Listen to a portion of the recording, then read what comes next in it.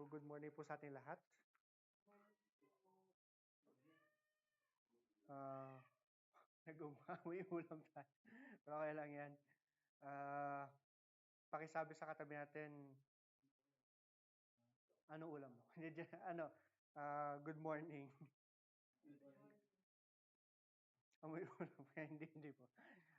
Last Sunday, our message or Pastor Raymond's message was about, the Lord's message to us was about uh, being confident in prayer. And through Pastor Raymond, uh, we were given na kung paano tayo dapat lumapit sa panalangin and it should, how our prayer should, hindi naman subside, pero para mawala yung anxiety natin, our anxiousness when it comes to our problems, when it comes to our circumstance in life.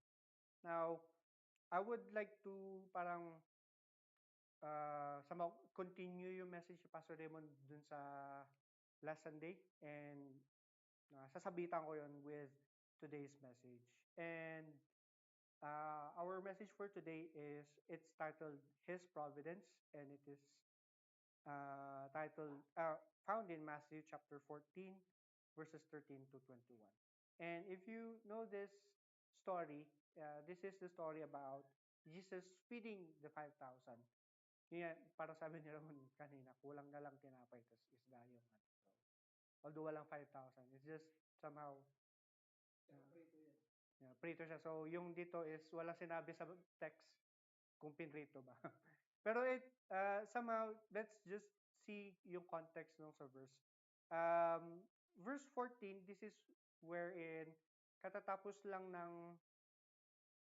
mamatay ni John the Baptist. And nalaman ni Jesus Christ yung news, and he was mourning. He was looking for a place to pray. And sabi nga doon sa verses, he was looking for a solitary place to pray. But somehow, people from that area na rinig na, no, andun si Jesus Christ. And this time, Jesus Christ was somehow a celebrity. Uh, Pinupuntahan siya ng mga tao because he does miracles. And they want to see miracles done through him. So, pinuntahan siya, and hanggang sa napunta sila in this area na malayo na sila sa town, and people, paggabi na siya. And sabi ng disciples na, Jesus, Lord, paggabi na and malayo tayo sa syudad, and wala tayong pagkain, why not pauwi na muna natin sila para makakain sila. But Jesus Christ told them, no, pauwiin mo sila and we'll take care of this. And somehow we can see how Jesus, through the text, we can see that he was not bothered. He was not, despite na parang ang daming tao.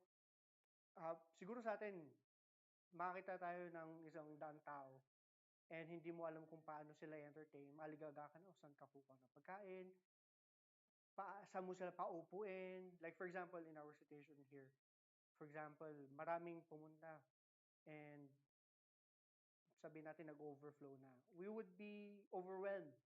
But somehow, Jesus Christ was not overwhelmed dun sa situation niya. He said, let them sit, we'll take care of this. We'll go back to the verse later, although as we go along to this message. So we let our anxiety get the best out of us. May times na we get too overwhelmed in our situation. Like for example, in day-to-day situation, anong kakainin natin? And although meron times na anong kakainin natin sa gabi, pero umaga pa lang, we become anxious on what would happen in the evening. Although it's okay to think of that ano kaya kakainin natin mamayang gabi? Pero parang there are times na it's the only thought that we have for the rest of the day.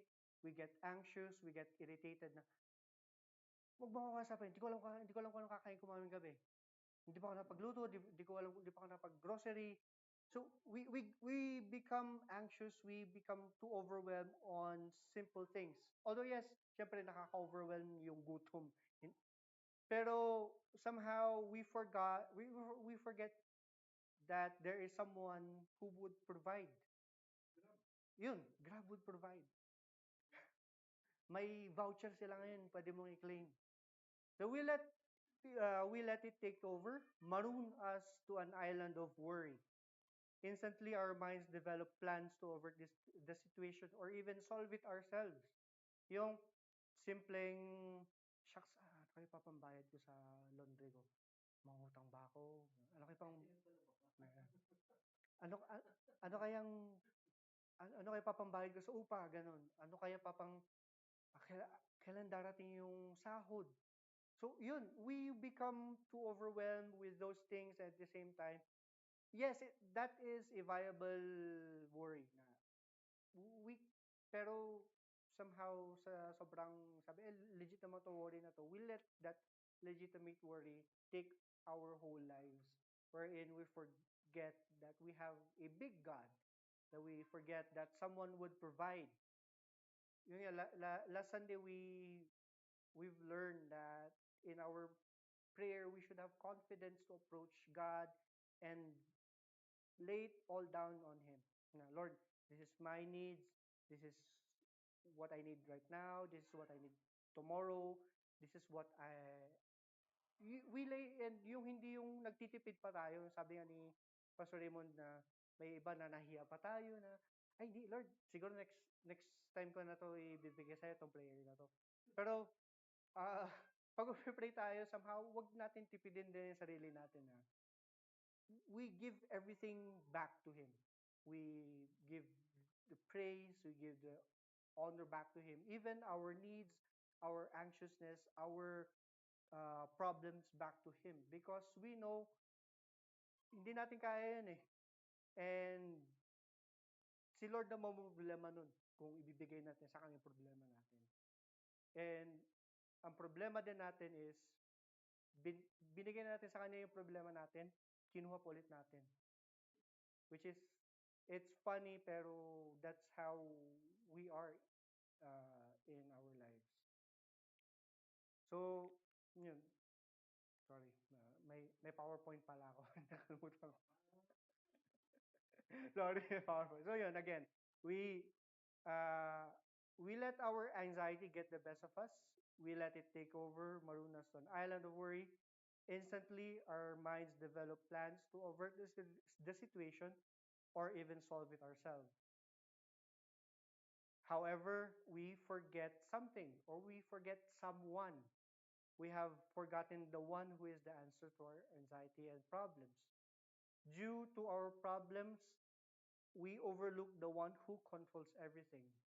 Now, let's look at again Matthew chapter 14, yung buong verse niya. The first part of the verse is, first part of chapter 14 is about the story of John the Baptist.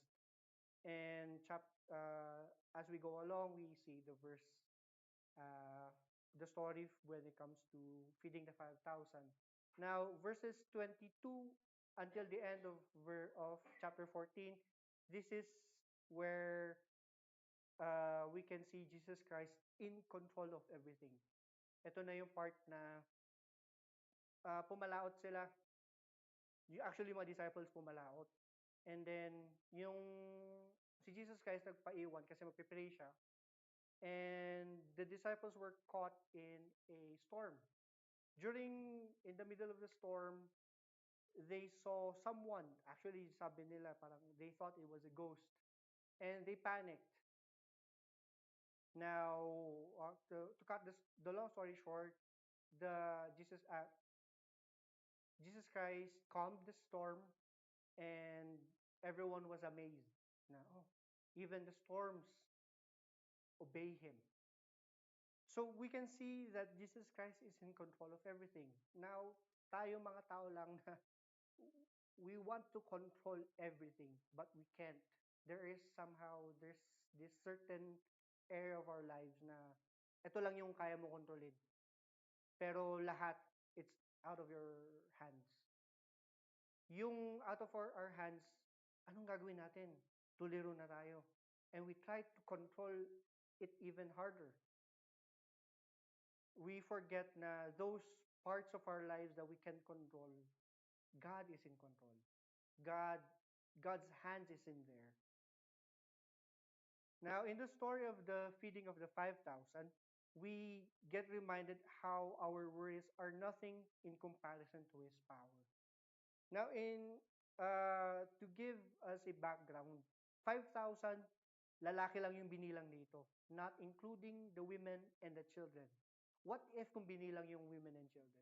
Siguro na estimate natin, sabihin natin, it would tataas pa yung number, di ba? So, imagine na lang natin, more than 5,000 ang pinakain ni Jesus Christ. And he was not worried. Despite yung mga disciples na, they were, aligaga sila, ano yung kakainin nila, saan tayo kukuha ng pagkain. Pero Jesus Christ, like, no, let me handle this. So again, let's go back to the story of Matthew 14:13 to 21. So let's open our Bibles. If you wala tayong Bible na dala, I also placed it in the screen. But let's practice also opening our Bibles. So Matthew 14:13 to 21, nandun na tayo. When Jesus heard what had happened, he withdrew by boat privately to a solitary place. Hearing of this, the crowds followed him on foot from the towns. When Jesus landed and saw a large crowd, he had compassion on them and healed their sick.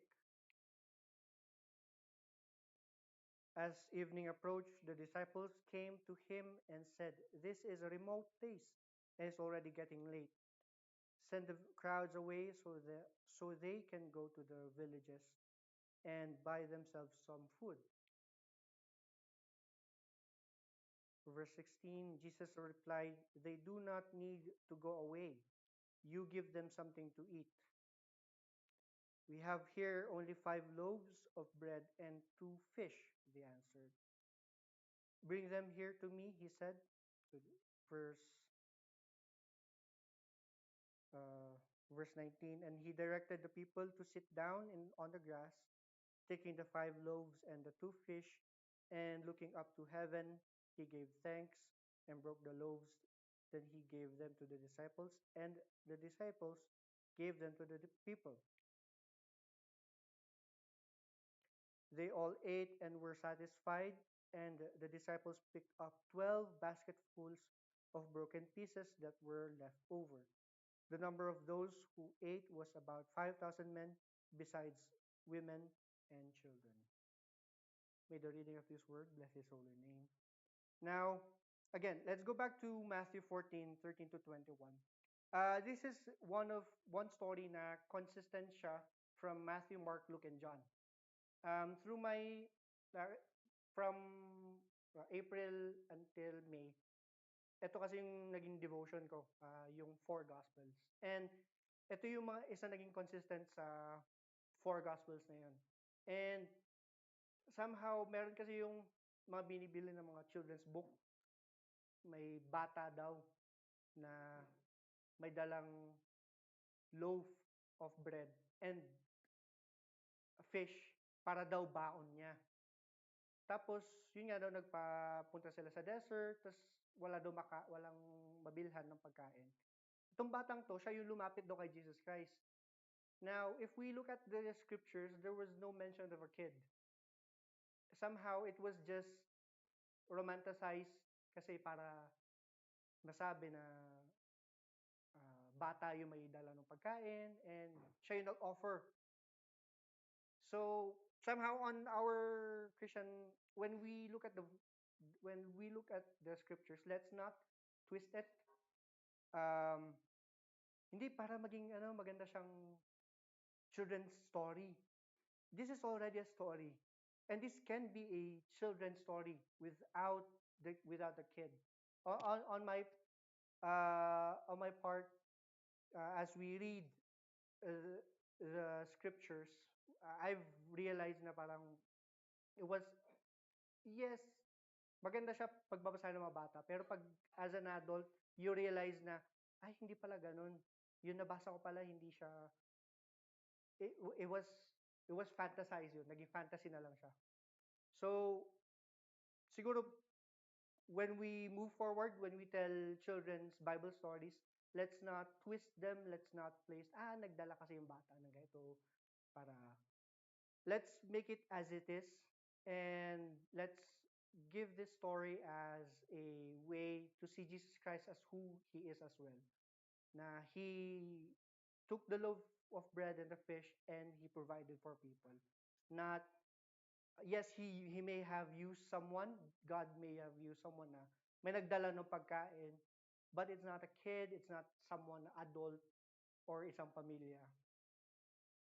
And somehow also one of the things that we need to see when telling a story to children, um, walang dagdag bawas dapat din. Um, like maganda din yung mga nabibili din nating mga children's book sa sabi na sa PCBS, mga ganun. But let's be wise then, let's read through it before we gift them to children. Kasi ito yung mai-implant sa mga bata, and when they grow up, ito yung mga ma-impart din nila na, magdadala ko ng pagkain kasi baka maparami din to sa church, parang gano'n. So, they ma-misconceptualize nila yung idea ng story. Parang ganun. Now, again, let's go back to Matthew 14:13 to 21. Jesus Christ he withdrew himself because he was sad dun sa pagkamatay nung pinsan niya. Let's also realize na John the Baptist is his cousin. And syempre nga naman, if your relative died and close ka sa relative mong yun, you would magluluksa ka rin. And yun yung ginagawa ni Jesus Christ dito. And somehow, people found out that he was coming, but still he entertained them. He healed their sick, and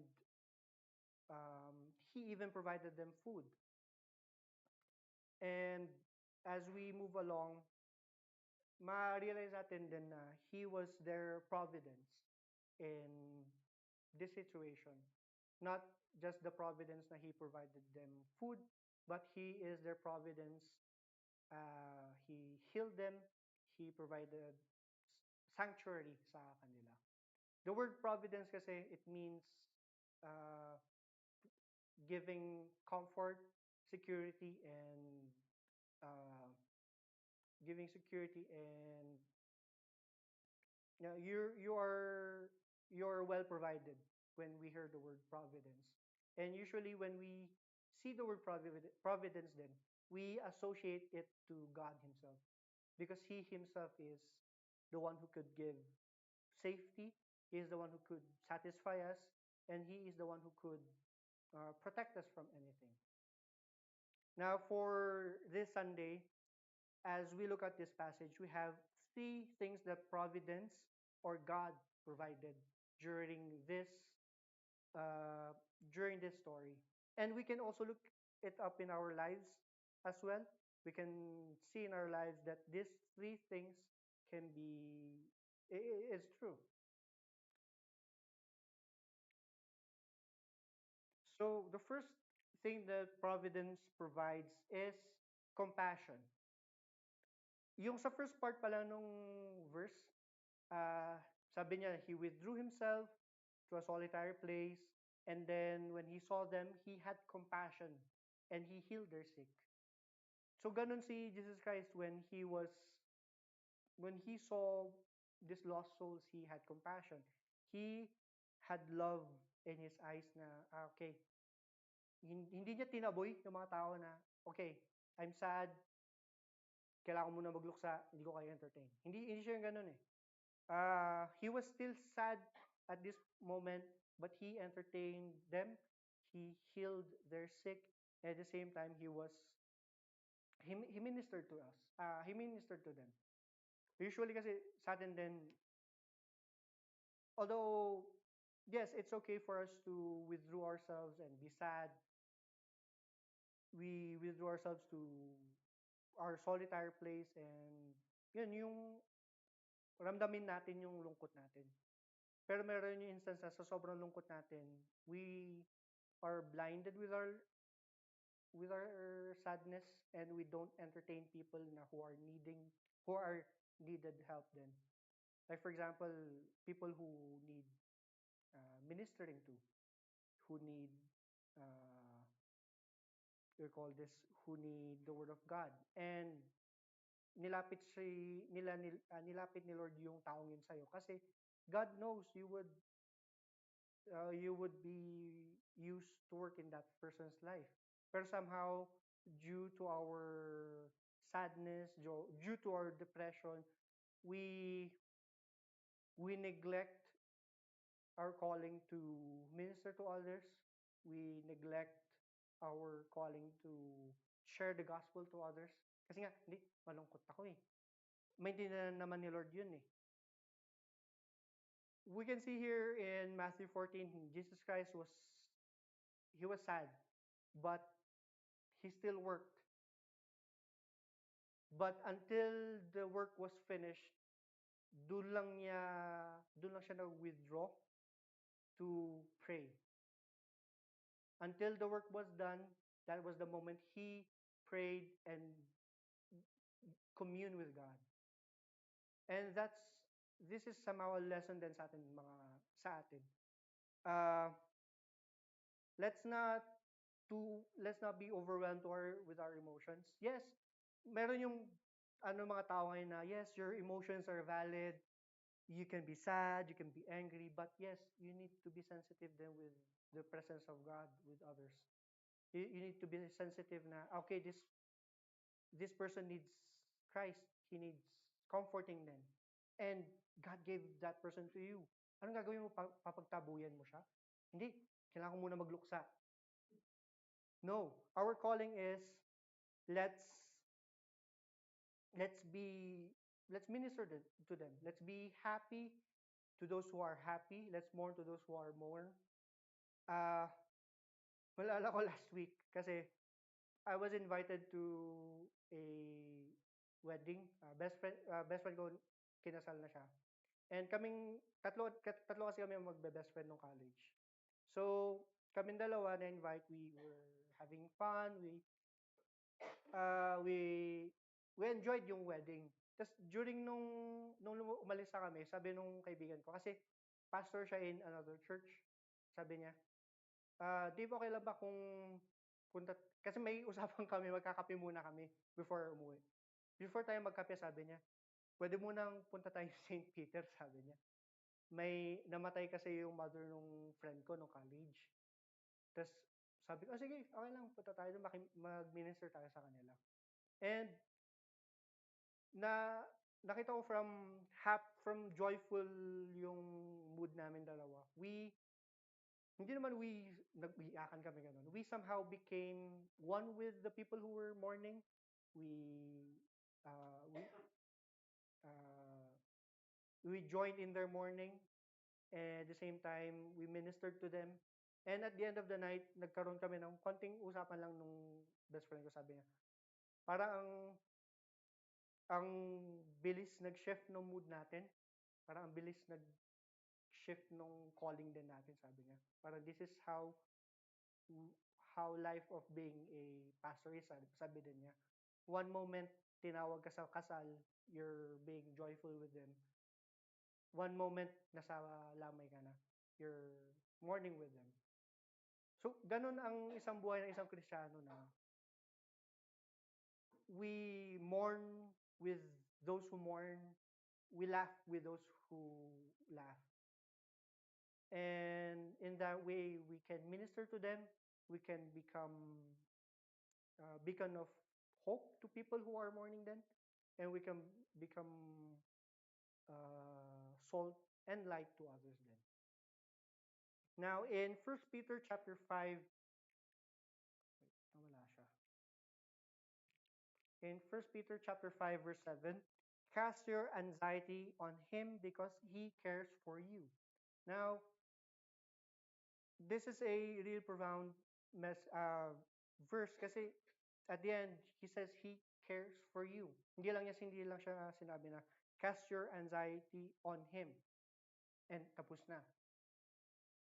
So yung reason niya because he cares for you.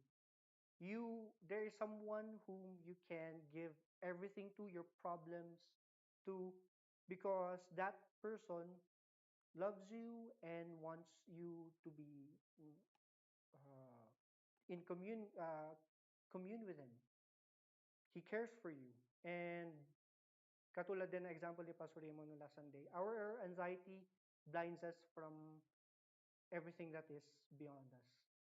Now, when we remove that away from our eyes, we can see a whole new world that we can minister to, that God would use us to. So that's uh, the first thing that providence provides in our lives. The second is certainty. So providence provides certainty or he provides security. Meron yung sa buhay natin naghahanap tayo kung ano yung sigurado ba sa buhay natin. Hindi tayo naghahanap na yung okay lang or medyo 50-50 ka dun sa binili mo na sabon na sabi lang is, oo, pwede kang pumuti dyan. Pwede kang pumuti dyan. Gusto natin yung guarantee na pag kunyari sa whitening soap, oo, 100% puputi ka dyan. Yung sa atin naman, yung certainty, yung security natin kay Jesus Christ is hindi siya 50-50 na, oh, you're secure here, like, pero you need to dole out muna, ganon. Parang insurance lang. Pero sa kanya hindi. Kay Jesus Christ, when you are secure in Him, you are secure in Him 100%. Hindi yung parang insurance na, okay, ito yung insurance plan mo, kailangan mo munang bayaran. Pag nakompleto mo yung bayad mo, okay, secured ka. Pero in Jesus Christ, hindi eh. When you are secured in Him, you don't need to question na, wait, maano ba ako? Parang, safe ba ako? Pag pupunta ako dito sa ministran kong ganito? Or safe ba talaga ako Jesus Christ? Saved ba talaga ako? No, when we have received Jesus Christ as our Lord and Savior, and as we continue to as he continue to work in our lives, and as we continue to be used in His name, we know that we are secure. Our faith is assured that in Him hindi tayo mapapahamak. Yes, there are times physically we makaharm tayo. Pero that's how this world works.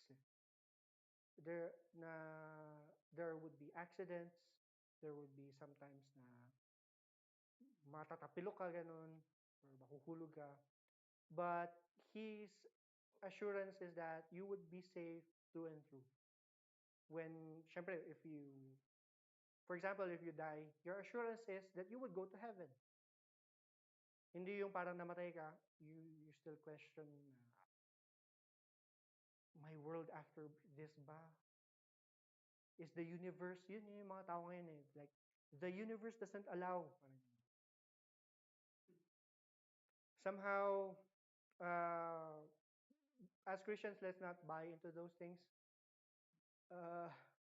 The universe, like, they talk na, the universe doesn't allow this, the universe. No, God didn't allow that. God didn't allow those things because He wants you to be safe. He wants you to be secure in Him.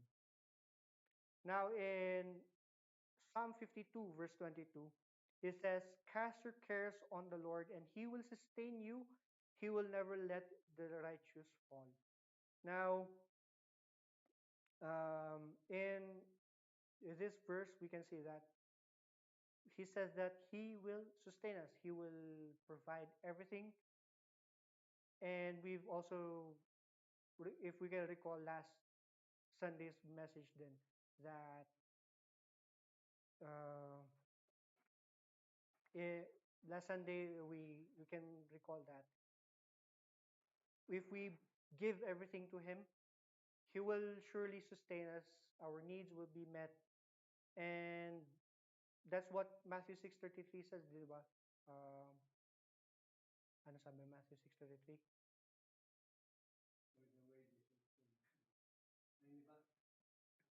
Wala hindi na. So, ang Matthew 6:33 is, but seek first the kingdom of God and His righteousness, and all these things will be added unto you. So yun, sabi sa Matthew 6:33, let's seek Him first. Let's seek His kingdom, and everything will be provided to us. Our needs will be met. And just as God or Jesus Christ met the needs ng mga pinakain niya.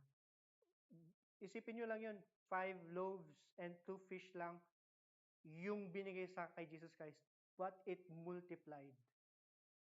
And at the end nung pakain ni Jesus Christ, ilan yung natira? 12 basket full. Let's not let's be reminded yun, basket full. So punong mga basket yun. Hindi lang yung parang okay, may kulang pa. Hindi, puno yung basket, and that's God how sustains us. Hindi lang yung sakto, hindi kulang. Minsan maapaw pa. And anong gagawin natin na sumapaw? Hindi. Ano yan? Iuwi yan. Parang tatago natin yan. No. Those basketfuls are are given to us for us to share to others. We are becoming or we are being used as conduits of blessings to others. Those basket of fulls of blessings na binibigay sa atin ni Lord, those are His blessings for us na, oh, ito, Dave, itong sobra na to, bibigay mo to sa mga tao nangangailangan. Hindi mo to ano dahil kasi sa collection mo, hindi. This is for people who are in need. And God will provide.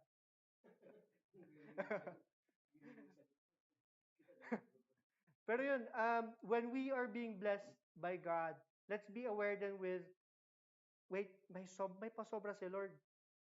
Para saan yung pasobra? And God would give you, or our spiritual eyes will be opened, and wherein we can see people who are in need in our, for example, here in our congregation, people who are in need would be, we can see them. Also in the people that we are ministering at work, may mga tao nangangailangan din doon. Yung mga taong nangangailangan din sa, like for example, mga kaibigan natin, we can minister to them. And in those things, we can be certain that He would sustain us. So those are the first two things that we have when it comes to when providence provides. So when providence provides, He gives us compassion and certainty. Now, the third is contentment. So providence provides contentment, and we can see that also in the story of feeding the 5,000. Sabi niya nga, uh, and he directed the people to sit down on grass, taking the 5 loaves and the 2 fish, and looking up to heaven, he gave thanks and broke the loaves. Then he gave them to the disciples. The disciples gave them to the people. They all ate and were satisfied. Hindi yung parang kumain sila na, hindi, gutom pa ako. Kulang yung binigay ni Lord. Hindi ako nabigyan ng isda. Hindi. When they ate, they were all satisfied. And ganun si Lord magbigay sa atin when He provides, He satisfies yung need natin. And again, when He satisfies our need, He gives us more to bless others. And in Hebrews chapter 13, verses 5 to 6, keep your lives free from the love of money and be content with what you have. Because God has said, never will I leave you, never will I forsake you. So we say with confidence, the Lord is my helper. I will not be afraid. What can man do to me? And this can be a promise then in our lives when it comes to, for example, when we are not being, we think that we are not content with our lives. Let's look at this verse.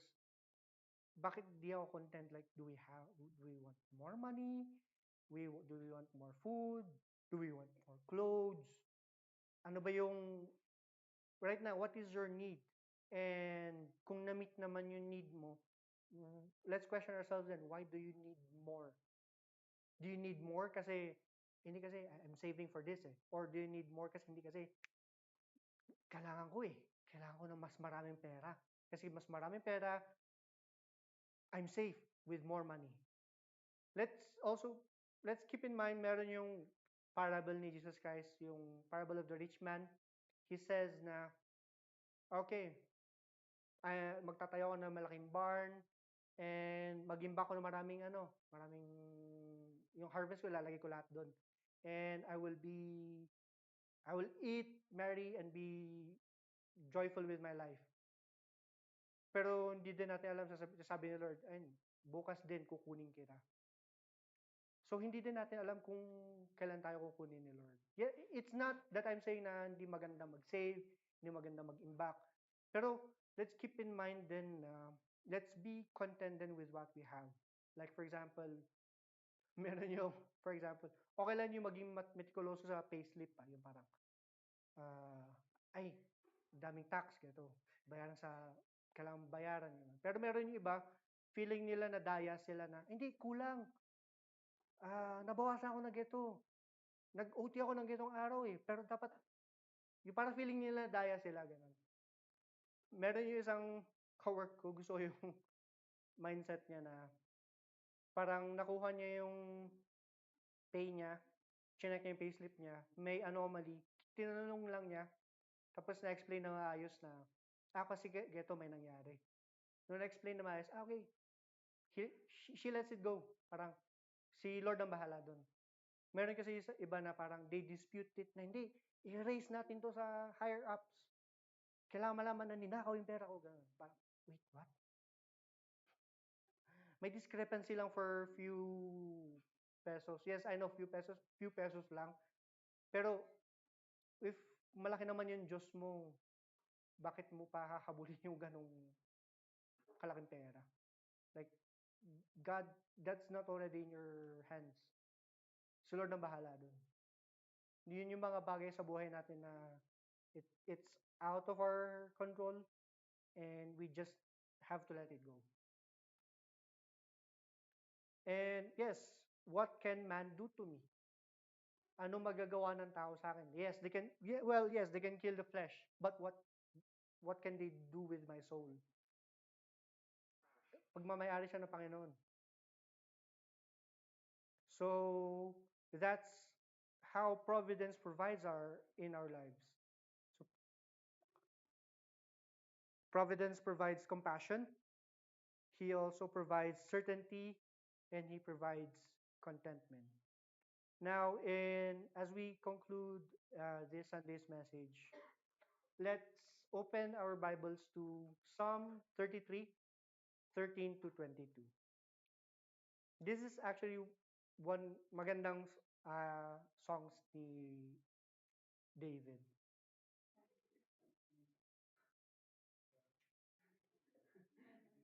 Psalm 33, 13 to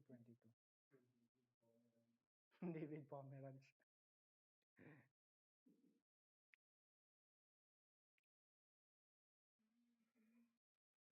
Nahanap na natin. So let me read this. This is in the NIV version. So Psalm 33, 13 to 22. From heaven the Lord looks down and sees all mankind. From his dwelling place he watches all who live on earth.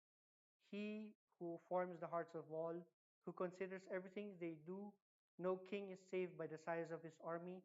No army escapes by his great strength. A horse is a vain hope for deliverance. Despite all its great strength, it cannot save. But the eyes of the Lord are on those who fear him, on those whose hope is in his unfailing love. to deliver them from death and keep them alive in famine. We wait in hope for the Lord. He is our help and our shield. In him our hearts rejoice. For we trust in his holy name. May your unfailing love rest upon us, O Lord, even as we put our hope in you. Now, as we conclude this message this Sunday, may we be reminded with this song from King David, wherein he would he would never let anything harm us. He is in control of everything. Like sabi dun sa gusto ko yung verse na no king is saved by the size of his heart of his army, no army escapes by his great strength. A horse is a vain hope for deliverance. Despite all its strength, a great strength it cannot save. So in comparison of those things, God is powerful, He is mighty, and He, with our menial needs, He can provide everything with all those things. All we have to do is trust in His holy name, and He will not fail us. Like yun din sabi sa kanina, Hebrews 13, never will I leave you, never will I forsake you. And let's keep that promise in our lives, and that wherein His providence will always be upon us, and how He fed the 5,000, that's how He would sustain our lives from the moment we were born, and from the moment we die. He will give us everything that we need. We just need to trust in Him, and at the same time, um, minister to others as well through the blessings that He gives us. Let's come to the Lord in prayer. Our Heavenly and Gracious God, thank you for this Sunday's message. As we move forward this week, Lord, may you continue to provide, and may we continue to trust in your name, Father. May you continue to sustain us. May you continue to shower us with your compassion. And may we be certain, Lord, that you would guide our lives, Father. All these things we ask in Jesus' name I pray. Amen. God bless us all po.